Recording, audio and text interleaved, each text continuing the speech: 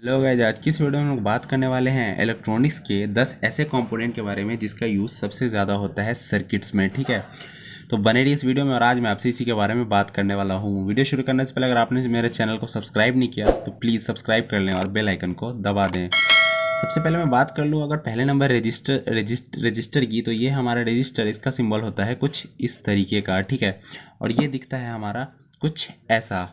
ये होते हैं, ये है रजिस्टर, इसमें होते हैं दो टर्मिनल।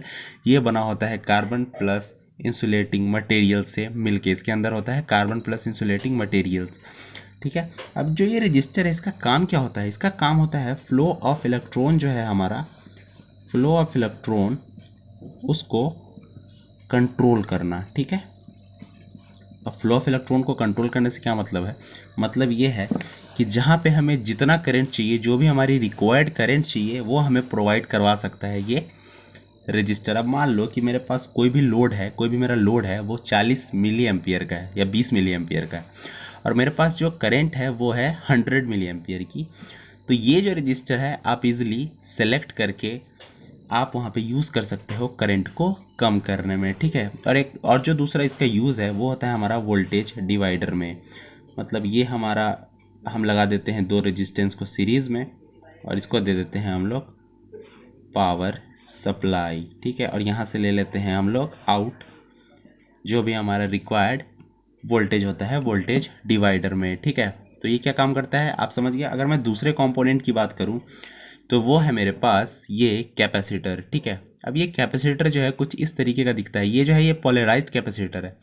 पोलराइज्ड कैपेसिटर का मतलब होता है इसमें टर्मिनल होते हैं पॉजिटिव और निगेटिव। तो ये देखो, ये जो टर्मिनल है ये निगेटिव है, लिखा हुआ है। ठीक है, जिस पे टेपिंग भी है थोड़ी सी सिल्वर टाइप की, और ये जो दूसरा टर्मिनल हमारा वो पॉजिटिव है। ठीक है, तो ये है पोलराइज्ड कैपेसिटर, और इसका जो काम होता है वो होता है हमारे सर्किट्स में फिल्टर का। ठीक है, आपने देखा होगा जो रेक्टिफायर्स होते हैं उसमें जो हमारा डीसी आता है उसमें कुछ नॉइज़ होते हैं, तो उस नॉइज़ को जो रिड्यूस करता है वो हमारा करता है कैपेसिटर। और जो इसका हम लोग फैन में भी लगा हुआ देखते हैं इसको। ठीक है, जहाँ पे भी इंडक्टिव लोड है वहाँ पे हम लोग देखते हैं कैपेसिटर यूज़ होता है। तो वो हमारा यूज़ होता है पावर फैक्टर इंक्रीज करने के लिए, क्योंकि ये जो है हमारे करंट को लीड कराता है। ठीक है, ये होता है कैपेसिटर का काम। ठीक है, अगर मैं तीसरा कंपोनेंट की बात करूं, तीसरे कंपोनेंट की, तो वो है हमारे पास डायोड।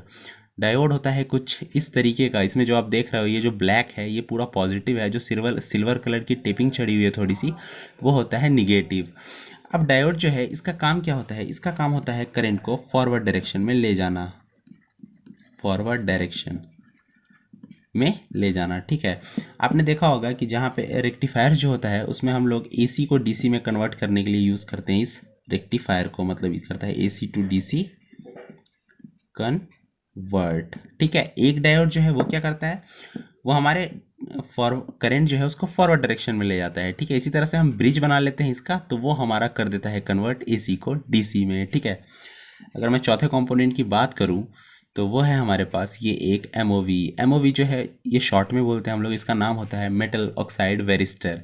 ये क्या होता है, हमारा सर्किट में प्रोटेक्शन के लिए यूज़ करते हैं। मतलब जो है जब भी हमारा हाई वोल्टेज आता है तो जो है ये जो है खुद ही, ये जो है खुद जो है वो ब्लास्ट हो जाता है, मतलब हाई हाई रेजिस्टेंस की वजह से, और जो हमारी सर्किट्स होती है आगे की वो जो है बच जाती है। ठीक है, तो और जो वोल्टेज स्पाइक्स होते हैं, हमारे जो वोल्टेज स्पाइक्स होते हैं इंडक्टिव लोड में, उसको भी कम करने के लिए हम लोग इस्तेमाल में लेते हैं इस वेरिस्टर को। ठीक है, और जो हमारा पांचवा कंपोनेंट है वो है हमारे पास रिले। ठीक है, दिखता है कुछ इस तरीके का। इसमें होते हैं 5 टर्मिनल जो मैंने यहाँ बना दिया है। ये जो है एक होता है एनसी मतलब नॉर्मली कनेक्टेड, एक होता है एनओ मतलब नॉर्मली ओपन, और जो है एक होता है ये कॉमन। ठीक है, और यहाँ से हम लोग देते हैं पावर सप्लाई। ठीक है, रिले को ऑन करने के लिए। रिले जो है सिंपली इलेक्ट्रोमैग्नेटिक स्विच होता है। ठीक है, इलेक्ट्रोमैग्नेटिक स्विच, ये स्विच का काम करता है हमारा, स्विच का। अब जैसे मान लो आपके घर में भी स्विच है, किसी के घर में भी स्विच है, वो मैनुअल होता है, हम लोग उसको क्लिक करके उसको कंट्रोल करते हैं। लेकिन इसको हम पावर सप्लाई देके कंट्रोल कर सकते हैं किसी भी सर्किट में। ऑटोमेटिक किसी भी सर्किट को बनाने के लिए हम लोग यूज़ में लेते हैं इसको, क्योंकि इसको अगर हम पावर सप्लाई देते हैं तो ये ऑन हो जाता है, तो ये एज अ स्विच काम करता है। ठीक है, इसमें देखो, इसमें भी 5 टर्मिनल है जो मैंने बनाया था। इधर होता है, यहाँ से हम लोग देते हैं पावर सप्लाई, ये दोनों टर्मिनल एक नॉर्मली ओपन नॉर्मली कनेक्ट होता है, और बीच वाला जो है ये हमारा कॉमन होता है, ठीक है।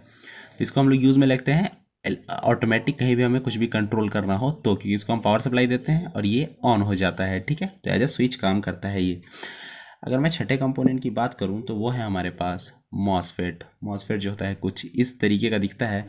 इसको बोलते हैं हम लोग metal oxide field effect transistor. ये भी एक ट्रांजिस्टर होता है, और इसका काम जो होता है वो होता है एम्पलीफाइंग और स्विचिंग का।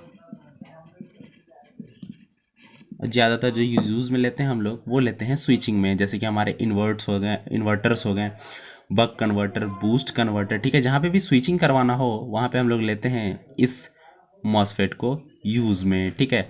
इसका जो पहला पिन है वो होता है हमारा गेट, दूसरा होता है ड्रेन, और तीसरा होता है सोर्स, ठीक है। ये हो गया हमारा मॉसफेट। अब जो हमारा अगला है कंपोनेंट वो है हमारे पास वोल्टेज रेगुलेटर। तो वोल्टेज रेगुलेटर है मेरे पास ये 7812 का वोल्टेज रेगुलेटर, ठीक है। 7812 का ये क्या होता है, हमारे पास कोई भी वेरिएबल वोल्टेज है, वेरिएबल वोल्टेज, उसको ये चेंज कर देता है फिक्स्ड वोल्टेज में, ठीक है। मतलब जहाँ पे भी हमें फिक्स्ड वोल्टेज, कांस्टेंट वोल्टेज चाहिए, वहाँ पे हम लोग यूज़ में लेते हैं इस वोल्टेज रेगुलेटर को। ये 7812 है, 7805 भी होता है तो वो 5 वोल्ट के लिए होता है, ये 12 वोल्ट के लिए, मतलब इससे हम कांस्टेंट 12 वोल्ट ले सकते हैं। और एक और मैं बात बता दूं, 12 वोल्ट में भी ये सिर्फ और सिर्फ 1.5 एम्पियर का आउटपुट करंट हमें दे सकता है, इनपुट मैक्सिमम 2 एम्पियर लेके, ठीक है। तो ऐसा मत सोच लेना आप इससे हेवी लोड जो है वो कनेक्ट कर लोगे, क्योंकि ये जो है हमारा कम जहाँ लोड होते हैं, जहाँ कम करंट रिक्वायर्ड चाहिए होता है, वहाँ हम लोग यूज़ में लेते हैं। ये यूज़ करते हैं हम लोग माइक्रो कंट्रोलर में और छोटे बैटरी चार्जर में, जो 12 वोल्ट के छोटे बैटरी होते हैं उसको चार्ज करने के लिए, ठीक है। और मैक्सिमम इसको 35 वोल्ट दे सकते हैं, उससे ज़्यादा नहीं, ठीक है। और अगर मैं 8वें कंपोनेंट की बात करूँ तो वह है हमारे पास non polarized capacitor. Non polarized capacitor का मतलब इसमें जो है हमारे पॉजिटिव निगेटिव टर्मिनल नहीं होते हैं, ठीक है।